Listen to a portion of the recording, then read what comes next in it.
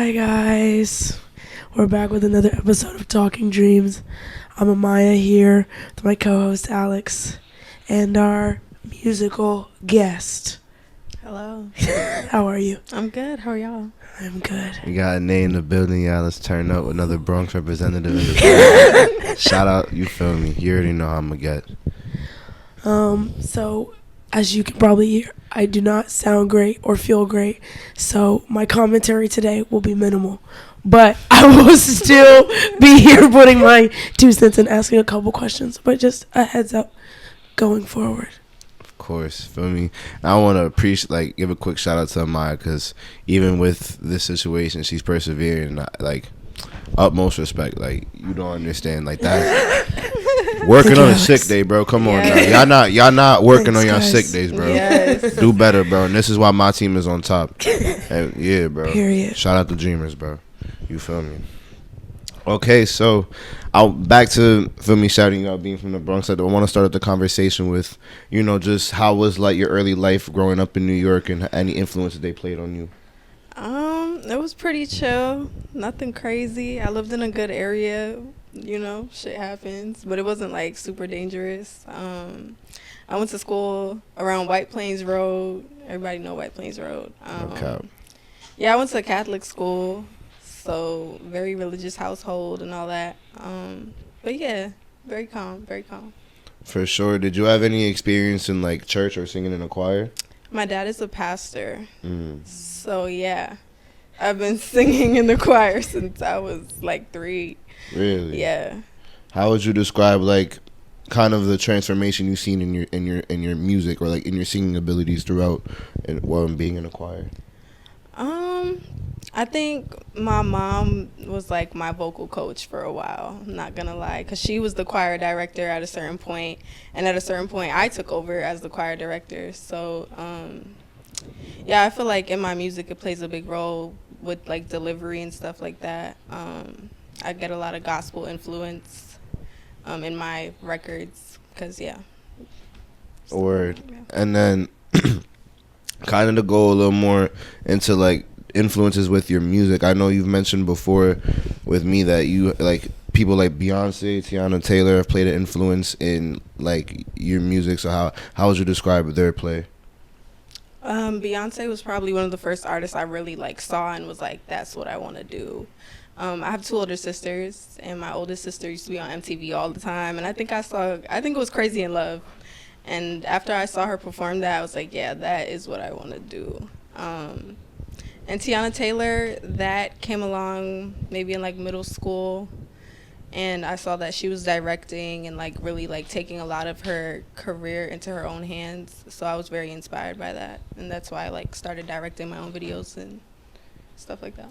Really, and that's a great point that you bring up, because that was one of the biggest reasons why I was so interested in having a conversation with you on the platform, is because that's something that really caught me by surprise when you had like showed me that she really be editing her own videos and like getting that done ASAP at that, because like feel me, the last job she had recorded probably like a week before the video dropped. Yeah. And like feel me, she showed me right before. She's like, you want to see the video? I'm like, sure. Boom, drop. You feel me? So like how would you describe being like behind the scenes with your videos and like directing? What's kind of your not influence, what's kind of your vision when it comes to being like a director? I just think it's really fun to be able to like see my ideas really come to life, because when I'm writing like a video treatment, it's like I'm really seeing this shit in my head. Like, I'm playing my song and I'm like really sitting here and envisioning every moment of the song. So like seeing it come out in real life is like fucking crazy to me. But I think directing wise, like being on set and behind the camera, I kind of like telling people what to do. I like that control. I have that characteristic of like I like being in control of things. That just gives me like some satisfaction. So yeah. Word. So you feel comfortable with kind of like taking lead over like something like making a music video, because you're okay with like managing people and like giving roles to certain like delegating roles and stuff like that. Yeah, absolutely. For sure, for sure. For right away, we'll start off with that. 'Cause I think that was that your first video that you directed. I've directed all my videos. So from praying. So from praying, Yeah. okay. So what would you say has kind of been your vision, the difference in your visions for each video you've made a video for so far? Well, for praying, praying was like a really deep song. I wrote it while I was like super depressed, and I wanted the video to really be based on self-reflection. So I tried not to have too much going on. Like, it was a very simple video set, you know, a couple people walking in and out. And I just didn't want it to be like super hectic. Like, I wanted the focus to really be on the song, but still give a visual at the same time, because it was my debut. So, but yeah. And then for Right Away, like, I really wanted to just do some iconic shit. So I paid a lot of homage to Janet Jackson, especially with like the dance scene. My choreographer, like, one of my main things with her was like, please make the moves be very, very based on Janet Jackson. Like, so yeah. And then Nothing to You, I just wanted it to feel like a movie. And I paid homage to Angela Bassett in Waiting to Exhale. The oldies know that for sure. But yeah. Yeah. I want to know more about like how each video is like not like based off of somebody, but just like you pay homage to somebody, like how you talk about. Okay, word. At least for the upcoming like EP, like do you have anything somewhere along those lines that you know at least of? Well, the cover art for the EP is inspired by D'Angelo. The title of the EP is How Does That Feel? And D'Angelo's like one of his biggest records is called How Does It Feel? And it's very bare, very naked, very raw and cut. And I wanted to relay that in some way. So the cover art is going to be quite similar to the cover art for that album. So yeah. For sure. And then now to bring up this upcoming project you have coming up, do you have a name for this upcoming project? It's called How Does That Feel? How does that feel? Okay, and then what's kind of the inspirations or some of the, like, what was your, let me start. What would you say were some of the things you wanted to like emphasize in your music for this upcoming project? So I have an interlude on the project, and in the interlude I'm talking about literally feeling. I feel like for a long time I was like really like closed off and not open to just like experiencing my emotions and like being vulnerable. So that was like my main goal with all the songs on the project, just feeling. So like the first song is just like really about like desire and like being free, and I'm just like trying to tell a story throughout the whole project of just like feeling my emotions. It's just as simple as that. I think people overlook that a lot. Like, that's very important, to be in tune with your emotions. So yeah. That's a very interesting topic to bring up for your project. So with that in mind, what would you say kind of in your personal life helped you kind of like evolve with your ability to kind of reflect with your emotions and your feelings? A lot of prayer, honestly. I'm very religious and I love the Lord a lot. He's great. A lot of prayer. Yeah. Especially when I was like super depressed. Like, I could not have gotten through that without God. So that's been a big part. Copy. And then I noticed on your hand, you showed me before, you have a tattoo called, or that says Godspeed. Yeah. Would you want to kind of describe some of the inspirations behind your tattoos? Yeah, so I got Godspeed. Godspeed is like good luck. And I got it on my dominant hand, my right hand. Just because I feel like I'm an artist. I do a lot of stuff with my hands. I sew clothes, I do my hair, I write my songs. I do so much things with my hands. So I just wanted to get it on my dominant hand. So it's just like good luck with whatever I'm doing. Yeah. And then I have I can't really show it right now, but I have a tattoo on my shoulder, and it's a number 7, and it says "Until We Meet Again," and then it says the date that my uncle passed. So my uncle is very like important to me, so I wanted to get that for him. And then I have "Blessed" on my rib right here.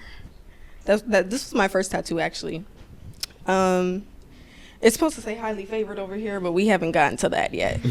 So yeah. Yeah. Just blessed and highly favored because I'm blessed and highly favored. So yeah.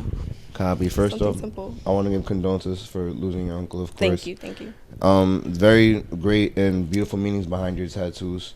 Now to kind of go into some of your... Oh wait, I'm sorry. Can I ask something about the tattoo? Yeah, for sure. So the number 7 is the number of completion in the Bible, and my uncle was also a pastor. So I wanted to get that. That was also his favorite number, and whenever he would preach, like he would always talk about the number 7. So I got the number 7 in the shape for him. So yeah. No doubt.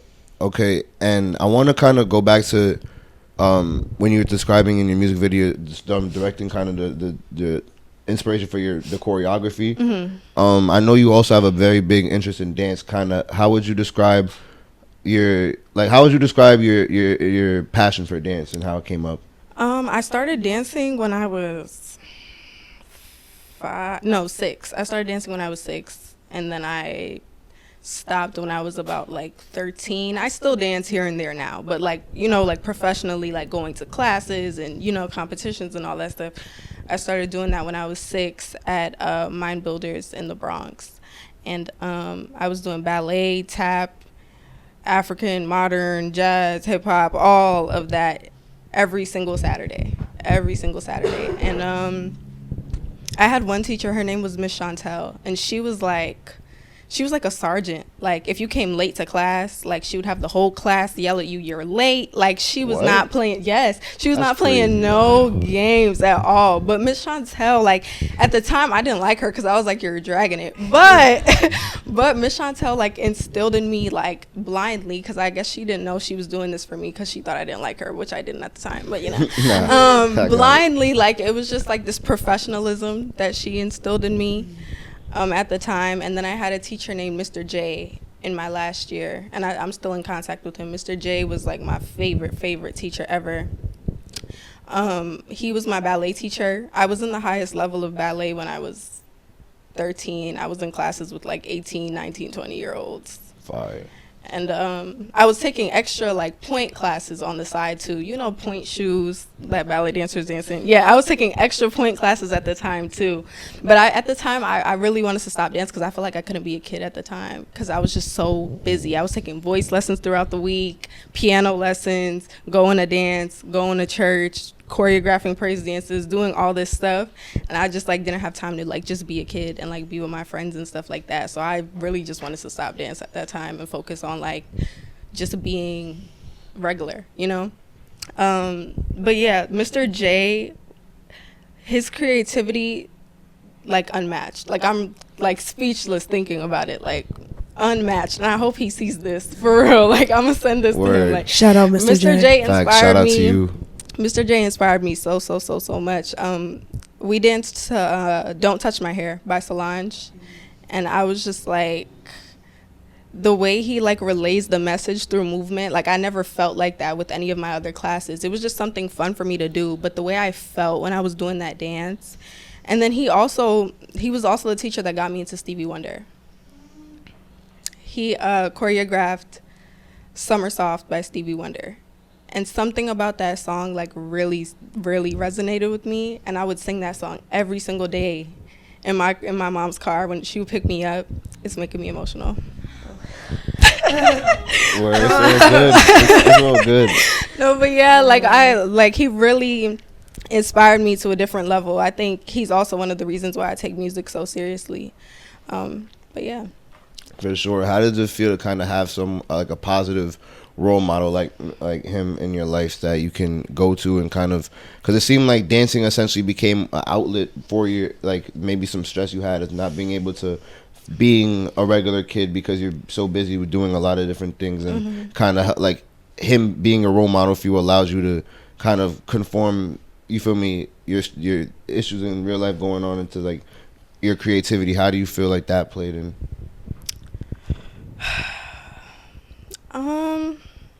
I gotta think about that question for a moment.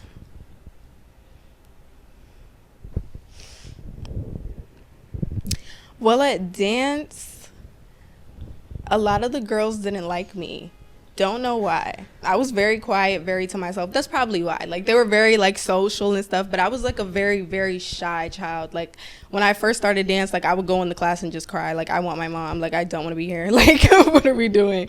Like, I was super, super shy.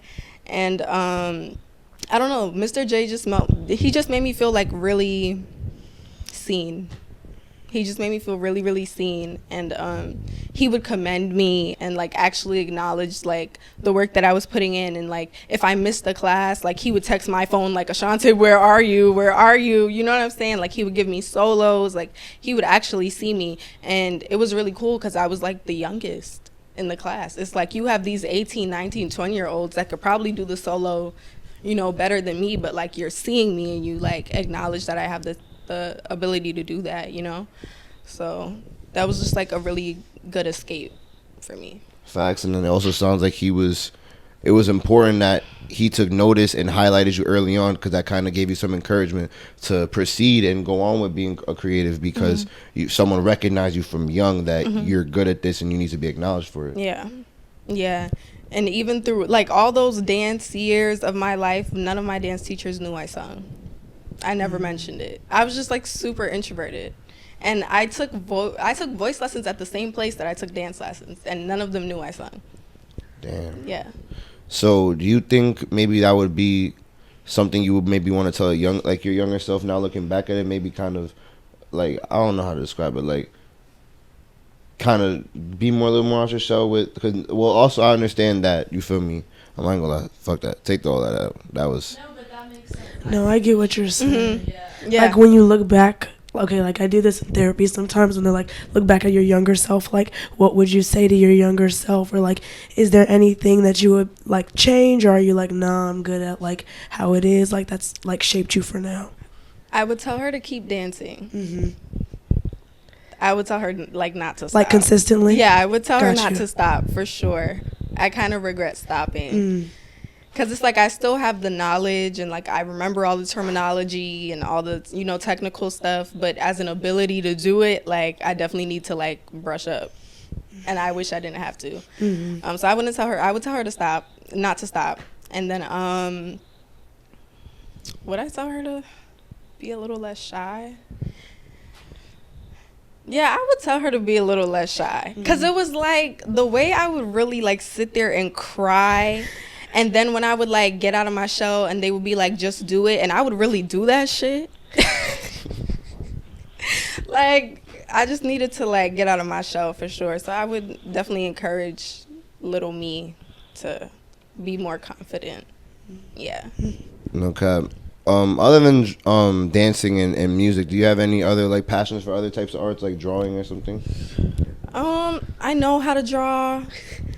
I'm good at drawing. I'm actually pretty good at art, but I just, like, don't care enough to be consistent with, like, drawing and, like, painting and stuff. But if somebody was to, like, pay me to do something like that, like, I could. Yeah. What else? I used to act a little bit. I used to go to acting classes and stuff like that. And I do want to be on Broadway one day, manifesting in Jesus' name. Yes. Fact. Yeah. Word. I was gonna ask, because it seems like with, like, directing, with modeling, obviously with music, with, you produce some of your own things too, right? Like, obviously it's not the big three anymore because there's so many things, but it seems like you're hitting every single one of those things. So, Yeah. like, would you expand on, like, how kind of, like, you're trying to make your image around you know, having, like, all of those talents?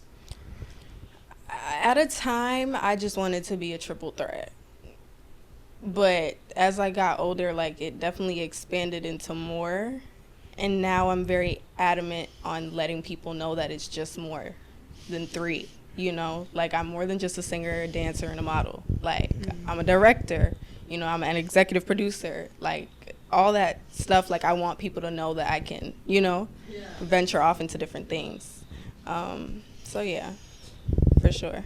Any interest in, like, fashion and, like, designing with anything with that? Yeah, actually last night I was like up sewing. Really? Yeah, I hand sew a lot of stuff. A lot of people don't know that. I was sewing I had this tapestry with like D'Angelo, Erykah Badu, a bunch of like albums on it, and I like cut it up and I sewed it into a hoodie. It was actually pretty fire. I should have wore it today, but I didn't. But yeah, definitely I have interest in a lot of fashion design and stuff and interior design. A lot of people don't know that too. I used to like make rooms on Google Slides. Like I would copy and paste like P&G beds and Fire. P&G Yo, like right. windows and shit and like That's fire. chandeliers. And I would full on make a whole house in Google Slides. Like I love interior design. I'm hoping to have an interior design line one day for sure. I love That's like dope. decorating houses, moving my room around. I love it. What else? I'm also hoping to have a jacket line one day because I have an obsession with jackets. I love jackets. And I want to name it Cahoon, which is my last name. So yeah, that just sounds so like Comforting. right. Mm-hmm. Sounds cozy. Sounds high fashion. It does. Yeah. Like hoodies? Jackets. Yeah. Yeah. Like I want to do jackets like inspired by like my house, like in the materials I grew up around. So like my mom, she would always put like jacquard bedding on the bed. You know, like jacquard, the fabric. Yeah. Like I want to do like a jacquard jacket. When have you ever seen a jacquard jacket? You know, right? Don't steal this, y'all. Don't Don't take the idea. steal my You shit. heard You it feel me? here Y'all heard it first, here y'all. first. Don't jack the idea. Stamp. Yeah, and like she would put up like these lace curtains and stuff. Or like, I also want to do it based on like our star signs, our zodiac signs. Yeah, like in my house, I think we have everyone. I think we have Earth, Water, Fire. What's the other one? Earth, Water, Fire, wind signs Or air. Air. Yeah, like I have every bad. single sign is in my house. Like yeah, all of those are in my house. So for the water sign, like I wanted to do like one segment of the jacket line based on water signs. So like have like a clear coat, you know, that's like a raincoat type shit, but it's not a raincoat type shit. Yeah, but you'll see. That's future shit, future ventures. But yeah, What's your sign? I'm a Scorpio. Or I think I'm all water. Scorpio, Cancer, Pisces. Wow. That is would you say you're big into like astrology? No. Is that not astrology or that's something different? No, it is. No, you're right. No, it is. It definitely is. Word. I know about it, but Yeah. like, do I like believe in it or like care? Not really. I I feel you. understand. Yeah, it's just cool. Yeah. Word. That is cool. No cap. So that's a lot of, like you said, future endeavors. What are kind of the goals you have set for 2024 and looking forward? The EP for sure. I just really want that. I really just want that to be like big. Like I want that to be the thing that really, you know, takes me off. Right now, that's what I'm focused on. For sure. Do you have Yeah. like a timetable for a drop date? April. Ooh, Y'all heard it here. That's next month. Next month. Y'all better be that's in tune. exciting. Yes.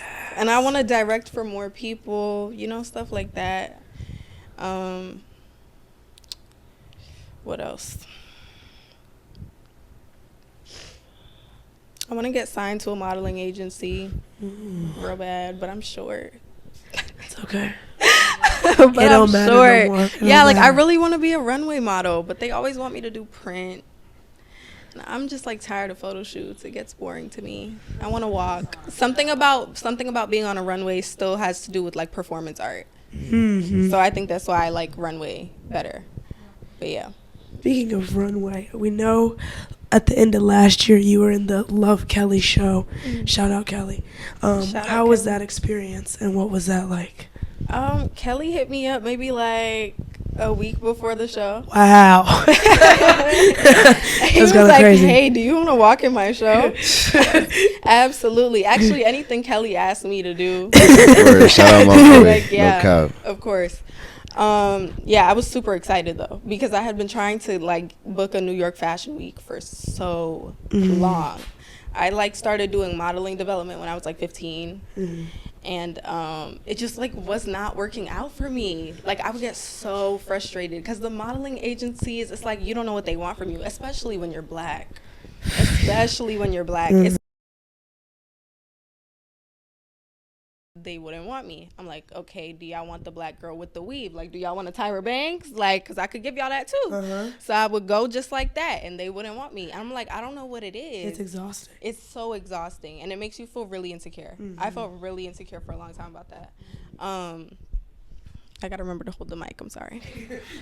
But yeah, I felt really insecure for a long time about that. So I kind of just like gave up on it. But you know, one thing I realized about God is like right as soon as you're ready to give up, the opportunity presents itself. So I gave up on it. I was trying to model in my senior year. I went to a couple Fashion Week castings, didn't book them. And then my sophomore year of college, Here comes Kelly. Here comes Kelly. Here comes Kelly. Like, hey, do you want to walk for Fashion Week? Absolutely. I didn't have to go to a casting. I didn't have to do any of that. Like, it was amazing. It was amazing. Yo, first off, I want to say thank you once again for coming on the podcast. You feel me? It was great having you on. Feel me? Make sure to tune in to Newew. We got a lot of great things coming forward. You're gonna see her. Feel me? Not only on the music side, but directing, choreography, everything. You feel me? She's on that 2024. She's coming for y'all, and it's gonna be y'all gonna be begging her for more. I promise you. And we gonna make sure she provide. You feel me? We gonna make sure the fans get what they need. But feel me? Just stay in tune.